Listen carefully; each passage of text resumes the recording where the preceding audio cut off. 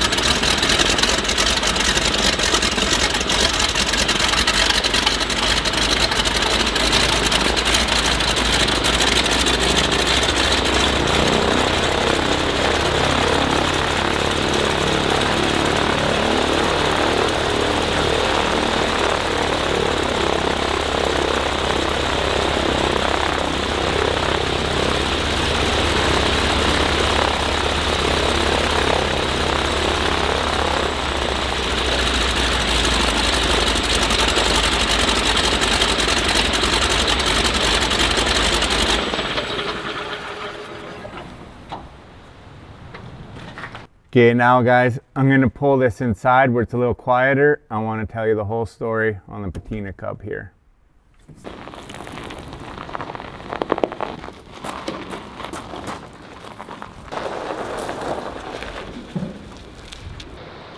So now we're all quiet in the hangar. I'm going to tell you a little story, the story about the Patina Cub, why it has so much meaning to me and why I cannot sell it. A random guy on social media reached out to me. Sam Thiem was his name. At the time, he was currently building this. It's kind of the start of this project, and he was putting in a Yamaha Apex in his Cub. At that same time, I was also sharing videos of me building the Pocahontas airplane, the green one I had. I had an 0360 in it at first, and I switched it into the Apex and was doing the conversion. And we started talking quite a bit back and forth, developed an awesome friendship, and that's when Michelle and I were going back and looking at our messages. It was just his reunion of his birthday here the other day, and it just hit hard. And the whole time with everything going on, I'm thinking of selling it to try and raise capital for the Turbine Cub. I can't do it. I'm going to find different ways to do it. I'm going to crowdfund it. I'm going to find investors. I'm going to get the whole community involved in this project. And yes, Sam, it touches me pretty hard. I can't believe it was a friendship and we're even looking into a business partnership in the future, that something was going to happen. But unfortunately, he went to work one day and he passed away of a brain aneurysm. So that was a shock to all of us. And especially me, so as time went on the Patina Cub, or sorry, not the Patina Cub, on the Pocahontas plane, I put a deco on it, co-pilot Sam Thiem, and actually Jason Boussat seen it, shared that photo, sent it to his dad, Paul, and Paul right after that reached out, contacted me, and I made him go back into his son's messages and stuff, that the relationship him and I had, and he called me up and hey, do you want to finish this project for Sam? And I'm like, man, I'd be honored greatly to do it. But one thing, like I did a Cub already with the Apex, I had this vision of doing a Patina Cub with a radial engine on the front. I always wanted to do something like that.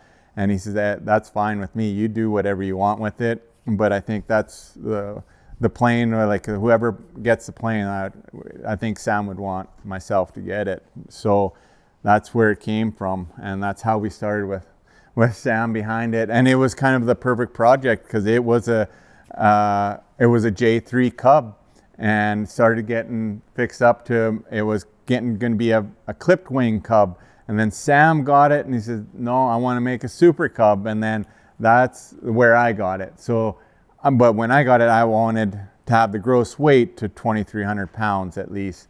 So I did a lot of the Alaskan mods, X-brace the tail, the up top here. He had the D&E wings that were partially built. I finished the wings and yeah, it just turned out to be the perfect fit for this style of an airplane. And I wish Sam could see it right now. Okay, so in 2022 at OshKosh, I was down there, and on my way back, that's when I picked up the project. And met Paul Thiem for the first time in person, and it was a wicked visit. It was a hard visit, but yeah, we brought it back, and I had 1 year to finish it. I said, I'm bringing it back. I'm going to fly to OshKosh the next year, and on the way back, we're going to stop. And because at the time, Paul was building an airstrip for Sam at the time, and unfortunately, he never got to fly it off. So I brought it in, and we landed on the airstrip, had a nice supper, and yeah, they treated me like royalty. It was a wicked trip. 2023 OshKosh, I'll never forget. It was cool. So while I was down in OshKosh, I thought I would make this video to show the history, why I'm not selling it, why it means so much to me, and now I'll go and tell you what all involved in the Patina Cub. First, we can start right at the beginning here. I got a 90-inch Sterna propeller on it, composite, ground adjustable. I had an 86, a smaller hub, and then with this engine, with the Bernard 9S Scarlet, at 2,000 RPM, it puts out 358 foot-pounds of torque. 2,400 RPM, it's 158 horsepower. So it's like driving a tractor, a diesel. It just chugs along. So I'm not spinning that properly fast at 2,000 RPM. That's where the torque is. So I go with the 90-inch. So kind of touched a little bit on the Bernard. Bernard made in Czech Republic, brand new engine. I've got the engine. I ended up making the engine mount for it, and probably one of the big hurdles was to fit it on this Cub is for the C of G, and also how I'm going to be looking over those cylinders. I wanted it down lower, but not too low, because then your oil tank has to be lower for your oil to drain down into your tank. So I kind of found a spot. It was a lot of nights sitting there looking at an airplane hanging there off of my engine stand. The C of G of this plane worked out really good. I used a weight. So the engine dry is 235 pounds. But when you add the engine mount, the oil tank, the coils, because there's 18 coils on each side for dual ignition, it all starts adding up quite a bit. So I used 300 pounds for my C of G, and then kind of pick the right where the exhaust is, the C of G of everything. Just the engine itself, you can pretty much pick it up right at the center of the cylinders. But it all worked out. The C of G of the plane, when I did the weight and balance at the end, it was like an 0320 Super Cub. I think it was 12 inches back of the leading edge. So it worked out really well. So that was the struggle, making the cowling to make it work, because at first it kind of dropped down, and then you got this engine. Well, I'm like, I just got on Google and looked at vintage World War II planes with radios, and they all had a scoop or something on the side. I'm like, oh, I'll just do a reverse scoop, and I made it up one night, and it turned out good. These are all inspection panels, so you can work at your instruments in here instead of crawling a seat. Everything behind there, carburetor and everything. That's how I made the engine cowling. Then we'll run into the suspension. This is 9-inch extended chromoly Acme gear with the Pro suspension. 35-inch bush wheels, Alaska Airframes wheels.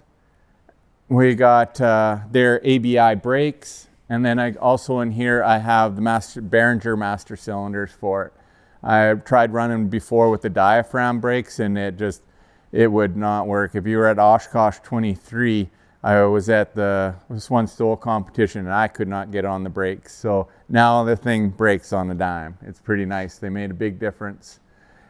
This fuselage first started out as a J3 Cub.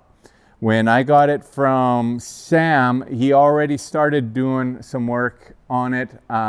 It was kind of transformed, the top end more like, well, he was going to make, it came to him as a clipped wing Super Cub, but then with an 0290D2 engine. He wanted to do the Apex engine in it.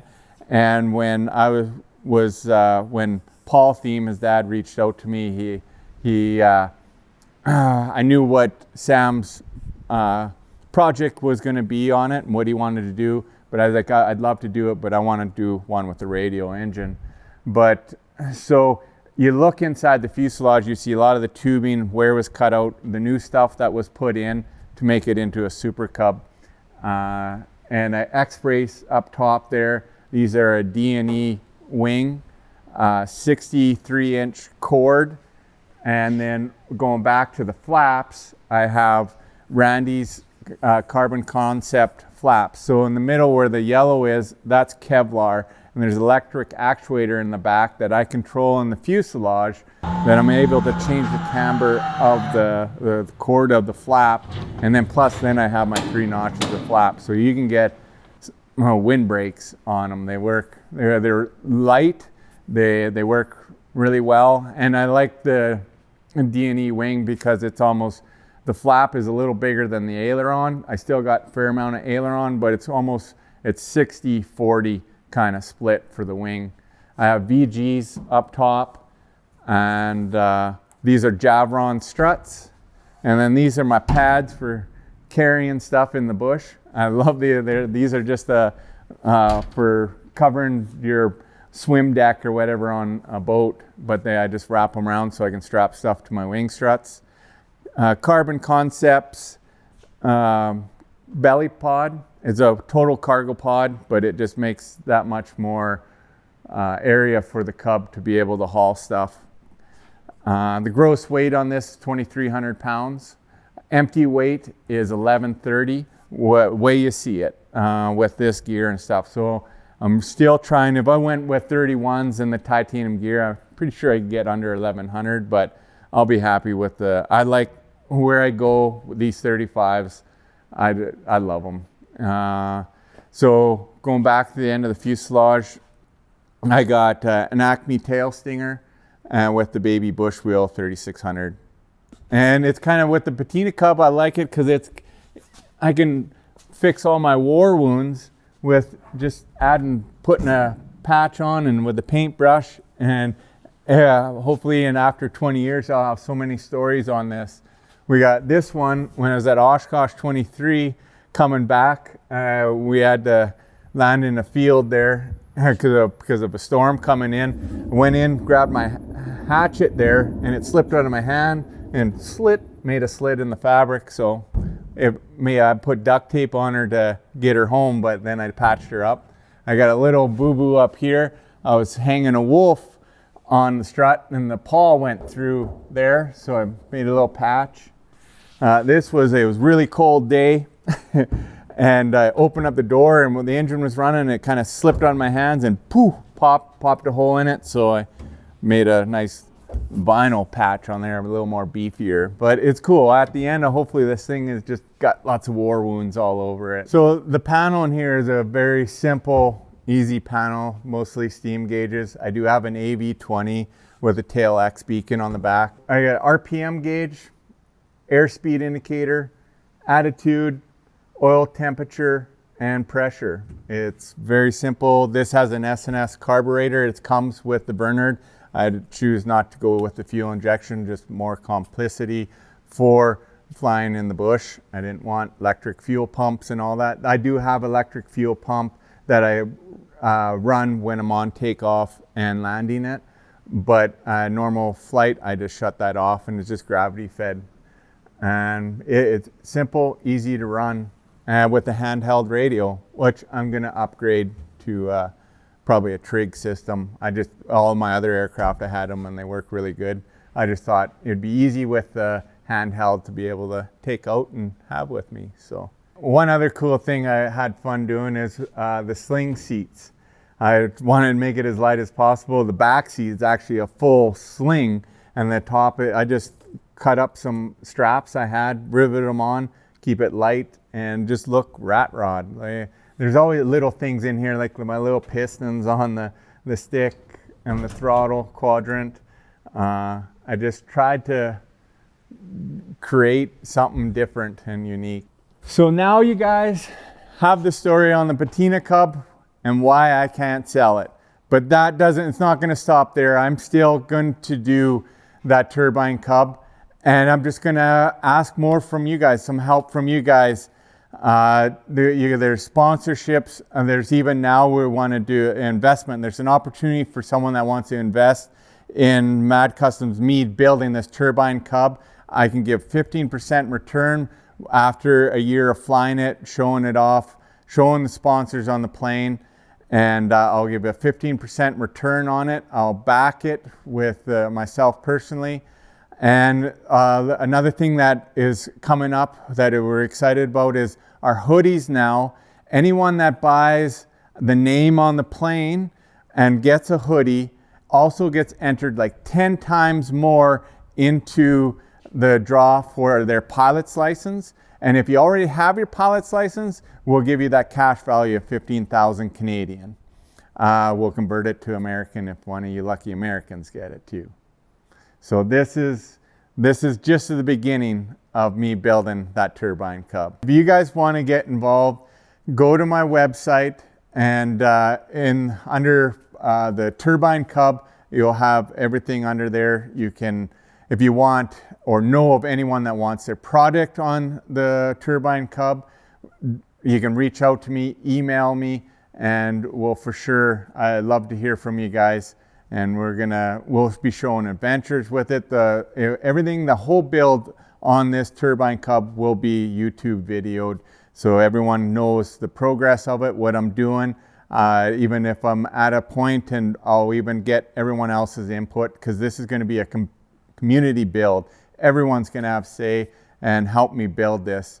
Whether I like it or not, but we're going to do this all together, guys. Thank you. Oh, wait, you guys, please subscribe too. We got to do that. Hey, we'll see you guys next one.